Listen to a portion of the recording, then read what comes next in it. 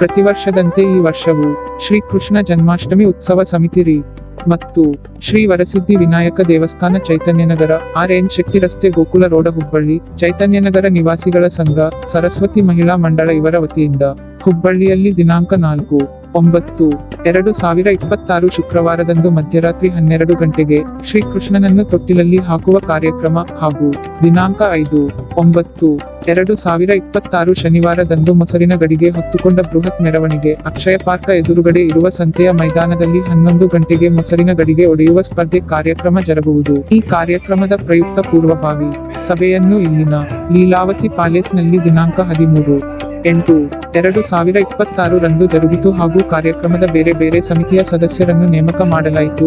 ಸಭೆಯಲ್ಲಿ ಸಮಿತಿ ಅಧ್ಯಕ್ಷರು ಪ್ರಕಾಶ್ ಕ್ಯಾರಕಟ್ಟಿ, ಯುವಕ ಮಂಡಳದವರು, ಮಹಿಳಾ ಮಂಡಳದವರು ಇನ್ನೂ ಅನೇಕ ಸದಸ್ಯರು ಉಪಸ್ಥಿತರಿದ್ದರು. ನಮ್ಮ ಮೆರವಣಿಗೆ ಸಮಿತಿ ಅಧ್ಯಕ್ಷರಾದಂಥ ಲಕ್ಷ್ಮೀ ಸತ್ತಾರ್ ಸಾಲಿ ಅಕ್ಕರು ವಹಿಸ್ಕೋಬೇಕು, ಇದು ಯಶಸ್ವಿಗೊಳಿಸ್ಬೇಕಂತಂದು ಕೇಳ್ಕೊಂಡು ಆಮೇಲೆ ನಾವು ಉಮಾ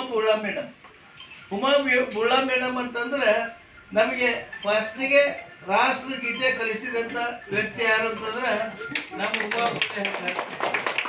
ಅವರು ಈ ಜವಾಬ್ದಾರಿ ಅದ್ರ ಜೊತೆ ವಹಿಸ್ಕೋಬೇಕಂತ ನಾನು ಕೇಳ್ಕೊತೀನಿ. ಜನ್ಮಾಷ್ಟಮಿ ಉತ್ಸವ ಸಮಿತಿ ವತಿಯಿಂದ ರಾಧೆ ಮತ್ತು ಕೃಷ್ಣನ ಸಮಿತಿ ಇದು ಜವಾಬ್ದಾರಿಗಳನ್ನ ಎಲ್ಲಕ್ಕಂದ್ರೆ ಈ ಮೇನ್ ಕಮಿಟಿ ಮಾಡ್ತೈತೆ ಅಂತೇಳಿ ಬರ್ರಿ. ಶ್ರೀಕೃಷ್ಣ ಜನ್ಮಾಷ್ಟಮಿಗೆ ಏನಾರ ಪ್ರಚಾರ ಸಿಗ್ಬೇಕಂದ್ರೆ ಕೃಷ್ಣ ಗಂಗಾಳ್ಕರ್ ಅವರು, ಆಮೇಲೆ ದೀಪಕ್ ಜಿಟುರಿ ಅವರು, ಆಮೇಲೆ ರವಿ ಬಂಕಾಪುರ್ ಅವರು, ಇವರಲ್ಲಿ ಕಟೌಟ್ಗಳಾಗ್ಲಿ ಪ್ರಚಾರ ಆಗ್ಲಿ ಏನ್ ರೀತಿ ಮಾಡ್ಬೇಕಂತ ಅವ್ರು ಹೇಳ್ತಾರೆ ಅದನ್ನ ನಾವು ಪೂರೈಸ್ತೇವೆ. ಅದ್ರ ಜವಾಬ್ದಾರಿ ಅವ್ರು ವಹಿಸ್ಕೋಬೇಕಂತ ನಾನು ಕೇಳ್ಕೊಳ್ತೀನಿ. ನಮ್ಮ ಸ್ವಾಗತ ಸಮಿತಿಗೆ ಇವರು ಆಯ್ಕೆ ಆಗಿದ್ದಾರ. ಮಹಾಪೌರರು ಇರ್ಬೋದು, ಎಲ್ಲರಿಗೂ ಇವತ್ತು ಜವಾಬ್ದಾರಿಯಿಂದ ಇವ್ರು ನಿಭಾಯಿಸ್ತಾರೆ ಅಂತ ತಿಳ್ಕೊಂಡು ಅವ್ರು ಕೊಡ್ತಿದ್ವಿ.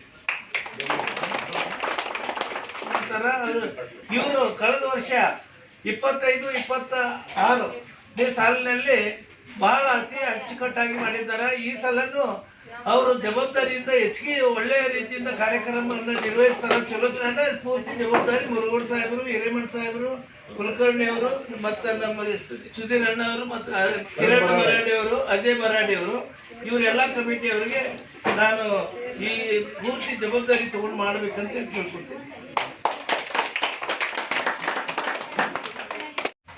ಇದು ವೇದಿಕೆ ಸಮಿತಿ ಹೇಳ್ತಾರ, ಅದನ್ನ ಪೂರ್ತಿ ನಿರ್ವಹಿಸ್ತಾರ. ಹೋದ ವರ್ಷ ಬಹಳ ಚಲೋ ಮಾಡಿದ್ದಾರೆ, ಈ ವರ್ಷನೂ ಅದಕ್ಕೆ ಚಲೋ ಮಾಡ್ಲಿ ಅಂತ ಹೇಳಿ ಅವ್ರಿಗೆ ಜವಾಬ್ದಾರಿಯನ್ನ ಕೊಡ್ತಾ ಇದ್ದೀವಿ. ನಾವು ತಿಳ್ಕೊಂಡಿರ್ಬೋದು, ಅನ್ನ ಸಂತರ್ಪಣೆ ಅಂತಂದ್ರೆ ಅದು ಒಳ್ಳೆ ದಾನ. ಇದು ಇವತ್ತು ಶಂಭು ಅವರು ಪ್ರಥಮವಾಗಿ ಈ ಸಲ ನಾವು ಅನ್ನ ಸಂತರ್ಪಣೆಗೆ ಪೂರ್ತಿ ಬಾಂಡೆ ಸಾಮಾನು ಫ್ರೀ ಕೊಡ್ತಾ ಇದ್ದೀವಿ.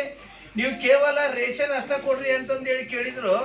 ಅದು ಪೂರ್ತಿಯಾಗಿ ಇವತ್ತು ನಮ್ಮ ಸಮಿತಿ ಜೊತೆಗೆ ಏನು ಅನ್ನ ಪ್ರಸಾದ ಕಮಿಟಿಯಲ್ಲಿ ನಮ್ಮ ಮಲ್ಲಿಕಾರ್ಜುನ್ ಉರುಳಿ ಅಂತೇಳಿ ಸುಮಾರು 5 ವರ್ಷ ನಮ್ಮ ಜೊತೆಗೆ ಅವರ ಅಧ್ಯಕ್ಷತೆ ವಹಿಸಿ ಸರಿಯಾಗಿ ಬಸಣ್ಣ ಹೊಸಮನಿ ಅವರು ಆಗಲಿ ನಮ್ಮ ಒಂದು ಎಲ್ಲ ಟೀಮ್ ಭಾಳ ಜವಾಬ್ದಾರಿಯಿಂದ ವಹಿಸ್ಕೊಟ್ಟಿದ್ದಾರೆ. ಅದಕ್ಕೆ ಈ ಸಲನೂ ನಮ್ಗೆ ಅನುದಾನ ಪೂರ್ಣವಾಗಿ 5,000ಕ್ಕಿಂತ ಆಗಲಿ 6,000 ಜನರು ಊಟ ಮಾಡೋಂಗ 10,000 ಬಂದರು ಮಾಡಿಕೊಡುವಂಥ ಶಕ್ತಿ ನಮ್ಮ ಶಂಭಣ್ಣವ್ರು ಕೊಟ್ಟಿದ್ದಾರೆ.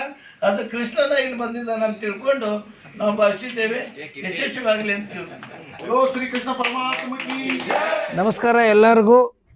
ನಾವು ಈ ವರ್ಷ 5/9/2026 ವರಸಿದ್ಧ ವಿನಾಯಕನ ದೇವಸ್ಥಾನದಿಂದ ಮೊಸರಿನ ಗಡಿಗೆ ಹೊಡೆಯುವಂತ ಕಾರ್ಯಕ್ರಮವನ್ನ ಪ್ರತಿ ವರ್ಷದಂತೆ ಈ ವರ್ಷ ಕೂಡ ನಾವು ಇಟ್ಕೊಂಡಿದ್ದೇವೆ.